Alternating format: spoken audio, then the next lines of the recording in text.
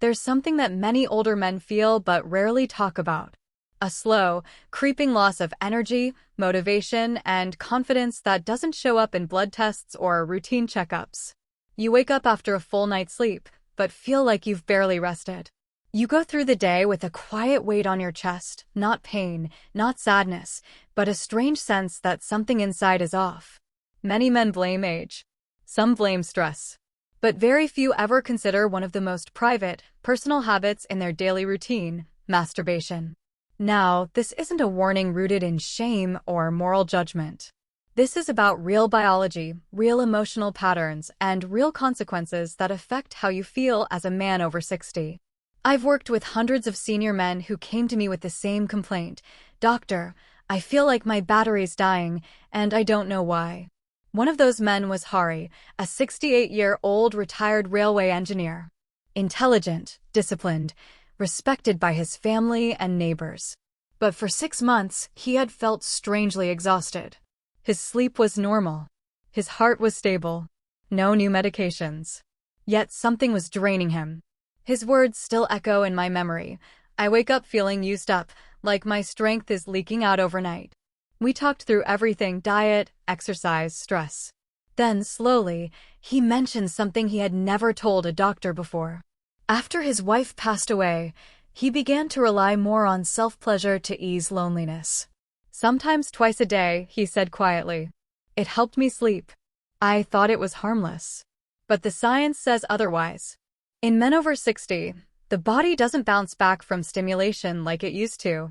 When you climax, your system releases a surge of dopamine and then, almost immediately, spikes cortisol, the stress hormone. In small doses, that's fine. But if this becomes a daily pattern, your body starts living in a low-grade stress state. Recovery slows down. Energy dips. Your metabolism lags. Your heart works harder. It's like revving an old engine every day without changing the oil. Eventually, something starts to wear down. Hari wasn't weak. He wasn't doing anything wrong. He simply didn't know what his body needed had changed. What once gave him release was now leaving him empty. That's the trap. We're told over and over again that regular sexual release keeps you young, keeps you vital. But the truth is more nuanced, especially after 60. The hormonal and nervous systems shift. What once recharged you may now deplete you if it's too frequent, too intense, or too disconnected from the emotional self. Hari wasn't alone. Dozens of my patients had the same invisible symptoms: deep fatigue, foggy thinking, shrinking motivation. Many of them, just like Hari, were good men, responsible, strong, and unaware that their private habits were slowly draining their vitality. Once Hari understood the link, we didn't ban anything. We just adjusted. He went from daily to twice a week. He added short walks, more water, breathing exercises when he felt lonely or anxious. And in 3 weeks, he was a different man. "Doctor," he said with a smile, "it feels like someone turned the lights back on." His strength returned. His face looked brighter. His energy lasted through the day. Nothing extreme, just rhythm, awareness, and giving his body time to rest and restore. What Hari experienced isn't rare. It's common. It's just not discussed. But the effects of over-frequent self-pleasure don't stop with physical tiredness alone. Something deeper, more silent, begins to shift in the mind. It's not always noticeable at first. You might forget small things more often. Conversations start to feel harder to follow. The joy you once felt reading, fixing things, or laughing with friends feels dulled. Slowly, the world loses its color, and you can't quite explain why. One man who came to me with this issue was Thomas, a 71-year-old retired headmaster. A proud man, full of knowledge and leadership. But after retirement, he felt lost. Without a routine or a sense of purpose, he began filling time with what seemed harmless, a daily ritual of self-pleasure. "It gave me comfort," he told me, "but over time, it felt like the only thing that brought any feeling at all." That's the danger we rarely speak about, how this habit can rewire your brain, especially as you age. It's all about dopamine. Dopamine is the brain's reward messenger. It's what gives you pleasure, motivation, and drive. But here's the thing: as you age, your brain becomes less sensitive to dopamine. That means you need more stimulation to get the same pleasure you used to feel from less.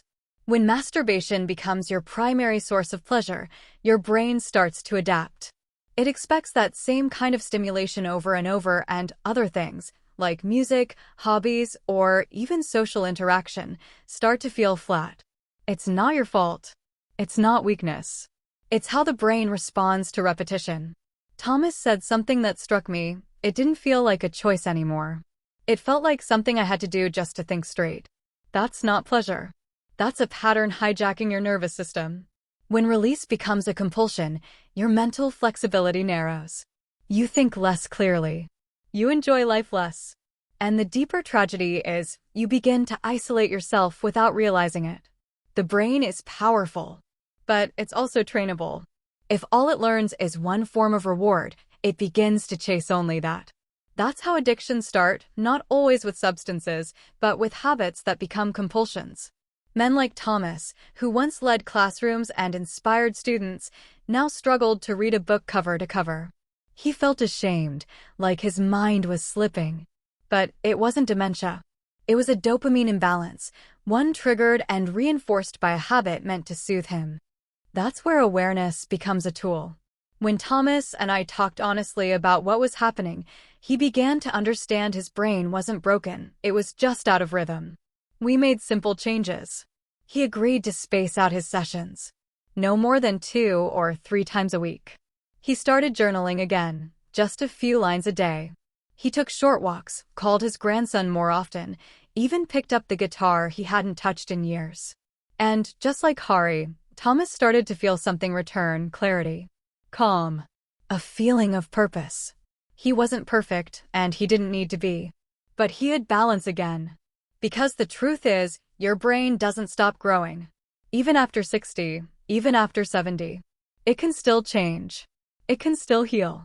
The scientific term is neuroplasticity, the brain's ability to rewire itself with new patterns. When you replace compulsive habits with meaningful ones, your brain responds. It regains sensitivity. You start to feel the world again, in color, in detail, with presence. There's one more layer to this story that many men don't recognize until it begins affecting the most personal part of their lives, their sense of masculinity and confidence in the bedroom. Michael, a 66-year-old widower, came to my clinic after starting to date again. He was excited, nervous, and genuinely wanted to reconnect emotionally and physically with someone new. But when the moment came, his body didn't respond the way it used to. His erection was weak. It faded too quickly. He felt humiliated, confused. I was aroused, he said, but my body felt disconnected. Like it didn't get the message. This kind of experience shakes a man to his core. And unfortunately, it's becoming more common, not because of aging alone, but because of how the brain has been trained by years of solo stimulation.